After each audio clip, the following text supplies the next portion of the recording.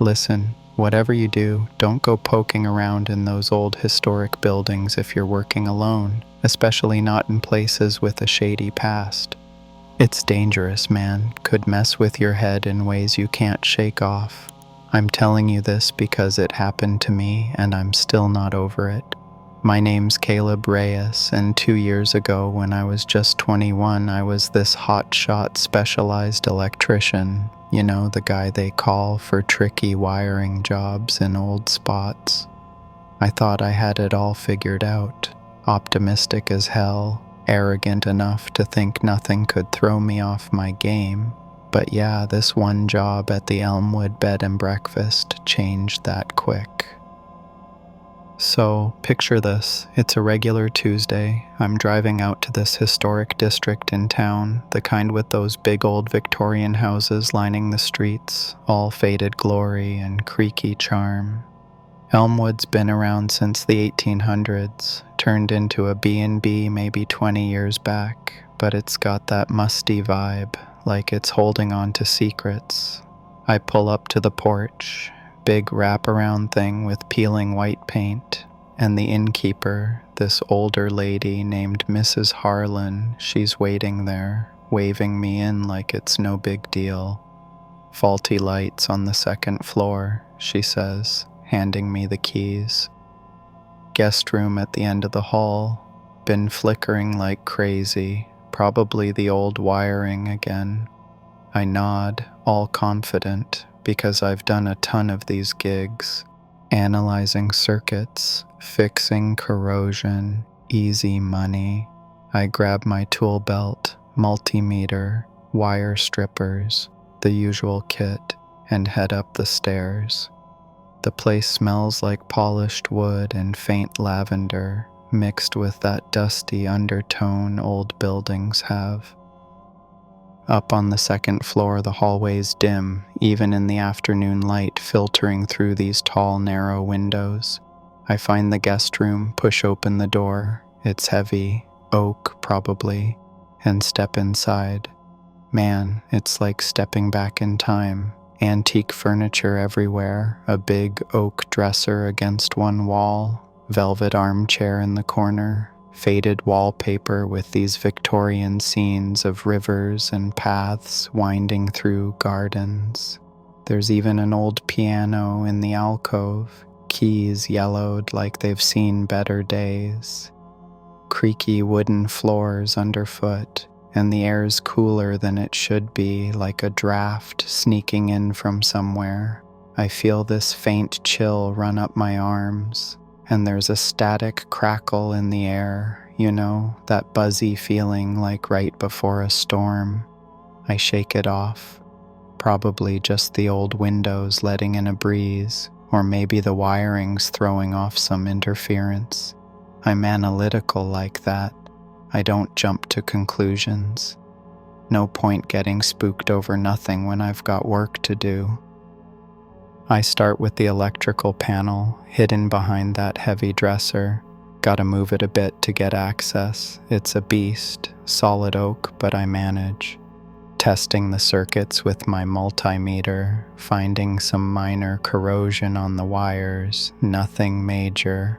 Lights flicker when I toggle the switch. Yeah, that's the issue. While I'm at it, Mrs. Harlan pops her head in, chatting about the building's history. Built in 1875, she says, used to be a family home. Some resident back in the day, Elias Hawthorne, died right in this room. Unexplained accident, they say. Fell or something, poor man. I laugh it off, all arrogant, like ghost stories to scare the tourists, huh? I'm more worried about faulty grounds than dead guys. But as she leaves, I get this odd sense of being watched, like eyes on my back. Rationalize it away, probably just the isolation, working solo in an empty room. Still, that chill lingers, and the static seems to hum a little louder. Whatever, focus on the job, Caleb, I tell myself. You're too optimistic to let a little atmosphere get to you. Alright, so I'm wrapping up the wiring fix, stripping a couple bad sections and splicing in new ones when out of nowhere this urge hits me, like overwhelming compulsion to rearrange the furniture. I mean, what the hell? I've never been one for interior design. My apartment's a mess of takeout boxes and tools. But suddenly, I'm shoving that oak dresser across the room, grunting with the effort. It scrapes against the floor, leaving marks, and I'm thinking, why am I doing this? But I can't stop. It's like my hands aren't mine. There's this invisible pull guiding them. I drag the velvet armchair to the window, position it just so, facing the old piano like it's set for some invisible concert. The chill from before, it's bone deep now, making my teeth chatter, and that static, it's turning into faint whispers, like wind through cracks, but with words I can't quite catch. I pause, hands trembling, and try to analyze it.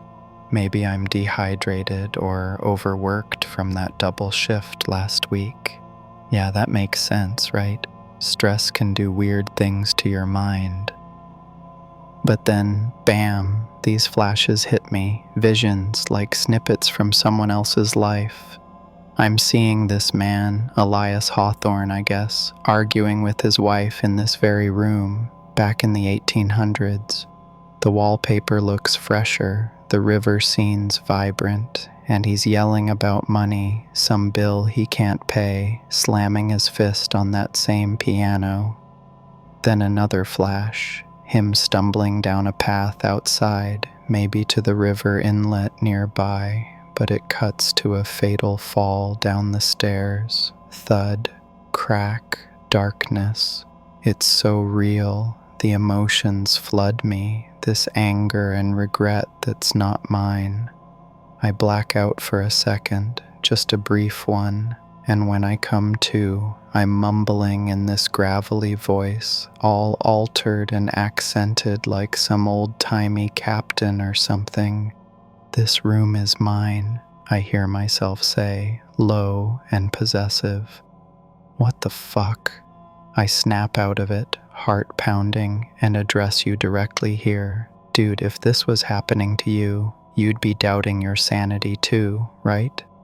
I try to explain it away. Maybe I read about Hawthorne somewhere, subconscious playing tricks. But my hands, they're shaking, and I swear I see these faint shadowy tendrils, like smoke, wrapping around my fingers as I reach for the lever on the electrical panel again. No, that's impossible. Hallucination from fatigue has to be. The room's getting darker as evening sets in, shadows stretching like they're alive, and those whispers, they're clearer now, echoing mine over and over. I yell out, "Cut it out!" But it comes out in that gravelly tone again, and I black out once more, longer this time. Colleagues downstairs, couple guys from the crew waiting in the lobby, they hear the commotion, the furniture dragging, my weird mumbling. One of them calls up, "Caleb, you good? Sounds like you're redecorating up there." I don't answer. I'm lost in another vision, Elias forging some document or whatever, his life unraveling. Coming to, I'm disoriented, sweating despite the cold, and I feel this disconnection, like something's hijacking my body. Arrogant me wants to brush it off. I'm too tough for this crap. But doubt creeps in, lingering like that static hum. Is this real, or am I cracking under pressure? It all peaks when I fully black out. Don't remember a thing, just darkness swallowing me whole. Next thing I know, I'm waking up on the floor, the room rearranged like a madman's idea of feng shui. Dresser by the window, armchair blocking the door, piano shifted slightly as if someone played a final note. My head's throbbing, and that's when I notice the scratches, thin red lines on my forearms, like faint claw marks, fresh and stinging. I can't explain them. No sharp edges nearby. Didn't snag on anything during the move. Panic hits, but I try to rationalize. Maybe I did it to myself in the blackout, nails digging in from stress. The whispers are gone, the chill fading, but those shadows, they seem to linger in the corners a second longer before the room normalizes.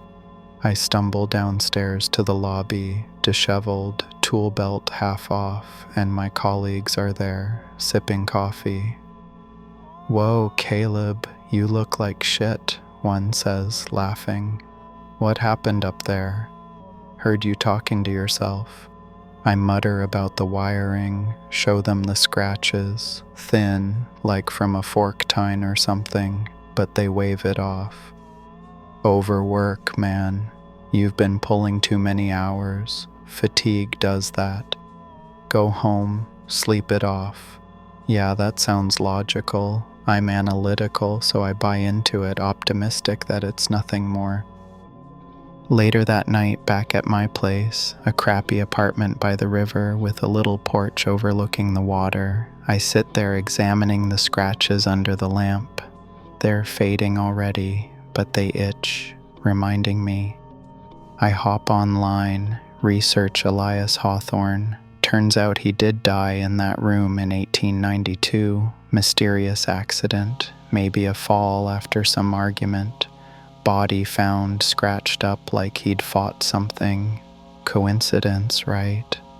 Or that minor thing where I found an old bill tucked in the piano later, dated from his time, probably just overlooked by cleaners. And one more weird bit. The next day, a colleague mentioned hearing whispers on his radio static while I was up there, but he chalked it to interference. Could be nothing, easily rationalized. But, telling you this now, I still get that lingering doubt. What if it was some echo of possession, like Hawthorne's influence latching on? I'm arrogant enough to think I shook it off, optimistic it'll never happen again, but old buildings, I avoid them solo now. The scratches healed, no scars, but sometimes at night I hear faint whispers, like static from the past. Makes you wonder if it's really over, or if something's still echoing in me. Anyway, that's my story. Don't say I didn't warn you about those places.